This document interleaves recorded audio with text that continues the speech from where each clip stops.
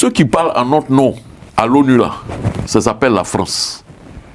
Bien sûr. Voilà le vrai point. Oui. C'est-à-dire, aujourd'hui, ceux qui parlent, le pays qui parle en notre nom au sein du Conseil de sécurité, c'est la France.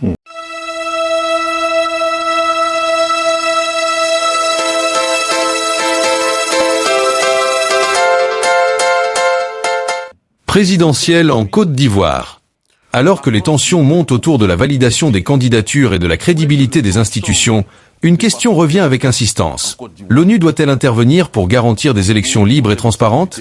Dans ce débat, nous analysons le rôle historique de l'ONU en Côte d'Ivoire, les attentes de l'opposition et de la société civile, les limites et défis d'une intervention internationale, les scénarios possibles pour octobre 2025. Abonnez-vous pour suivre toute l'actualité politique ivoirienne et africaine. Que faut-il voir, Monsieur le Président, que faut-il voir derrière cette deuxième visite du représentant spécial du secrétaire général des Nations Unies en Côte d'Ivoire?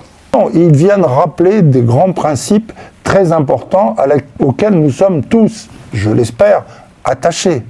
Et bien entendu, le dirigeant peut ne pas les respecter, mais à terme, ça ne marche pas. Ça finit par casser. Fais-nous le lien avec la Côte d'Ivoire. Eh bien, l'ONU vient en avril 2025 en Côte d'Ivoire pour réclamer, en avril, pour réclamer des élections inclusives.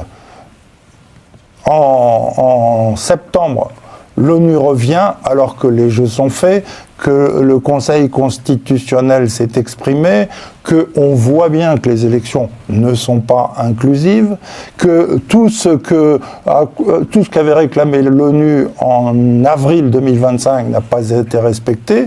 Ils viennent, ils ne sont pas chez eux, ils disent simplement la même chose. Nous réclamons le respect des règles les plus élémentaires de la démocratie élective, elles ne sont pas respectées.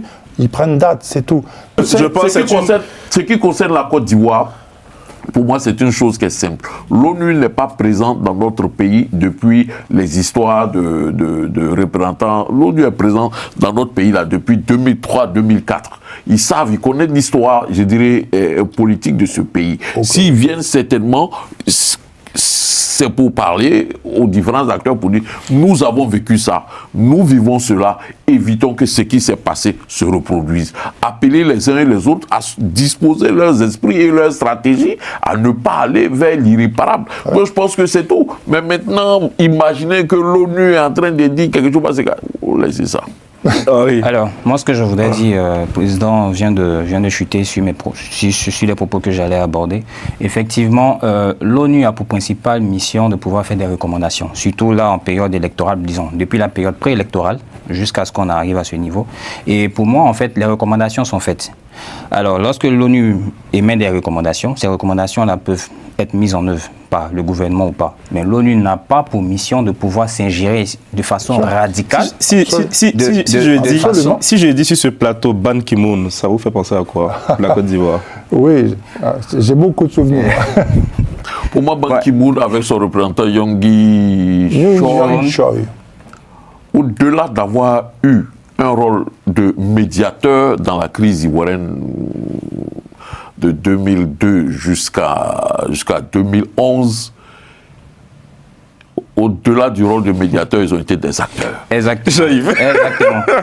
Voilà, donc je pense que la question a été tellement bien posée. Je pose la question et puis on ne peut pas dire que l'ONU ne sert à rien. Oui, non, justement. La question a été tellement bien posée. Aller plus loin. La mission de ce représentant spécial n'a servi à rien. La diplomatie, c'est derrière. C'est pas tout en montant l'écran. Non, la diplomatie, quand elle est apparente, c'est vrai. Et c'est pas tout on dit. Mais j'estime que ce que ce monsieur est venu faire en Côte d'Ivoire depuis mars-avril jusqu'à aujourd'hui, on n'a rien vu qui a bougé. Rien vu qui a bougé. Mais président, justement, si jusqu'aujourd'hui, on n'a rien vu qui a bougé, c'est que c'est peut-être, je dis pas que c'est ça, c'est peut-être parce que la position de l'ONU est déjà connue. C'est peut-être parce qu'ils ont déjà une position tranchée. Voilà. Parce que, comme Khalil le disait, en 2010, de 2002 à 2010, on a eu Ban Ki-moon. Voilà, donc on peut pas dire que Avant Ban Ki-moon, on a eu Kofi Annan. voilà. Donc avec Théodoré. On sait on ce ne que peut pas Théodoré dire- a été on dans ne- la crise ivoirienne. oui, on ne peut pas dire. Bon, en fait, je veux dire on ne peut pas parler, on ne veut pas négliger l'ingérence ou bien du moins l'apport de l'ONU dans notre dans nos élections. Mais ce que je veux faire remarquer aussi, c'est que après la visite, ou bien du moins lors de cette visite-là, on a vu, lors de cette mission-là, après ça, on a vu que le PPACI qui jusqu'à aujourd'hui demandait, bon, jusqu'à hier, demandait à rencontrer le ministre de l'Intérieur. Ils n'ont pas eu gain de cause, justement. Et bizarrement, après le passage, on voit que il accepte de les rencontrer. Voilà. Donc, je veux dire qu'il faudrait pas qu'on se dise, peut-être, on ne sait pas, c'est parce que ça dit, cette opposition commune-là attend. Mais, je veux dire, quelque part, il y a quand même pas mal de choses qui bougent. Donc, voilà. Pour moi, c'est pas mal de noter ce que j'en ai dit. Peut-être qu'au-delà des revendications principales, on peut être peut-être majoritairement d'accord sur ce plateau que, franchement, on ne voit pas une RLE qui sera ouverte à quelques mois de l'élection. On ne voit pas Laurent Gbagbo, Thiam, candidat. Ça, bon, si ça arrive, c'est que ça relève du miracle. Quand moi j'ai dit que cette mission n'a servi à rien, bon. Bon, après, il peut y avoir des petits bougets quand même, un président, pour prendre date. Ben oui, Prendre date pourquoi? Après les élections? oui, C'est jamais. bien sûr. Mais bon, soyons, je n'ai pas envie de dire soyons sérieux, hein. Mais pour moi, c'est une chose qui est aussi simple que cela. Quand on parle de l'ONU, nous les pays africains, là, surtout nous les anciennes colonies françaises, là, il faudrait qu'on en parle avec, en réalité, beaucoup de lucidité. Bien sûr. Ceux qui parlent en notre nom à l'ONU, là, ça s'appelle la France. Bien sûr. Voilà le vrai point.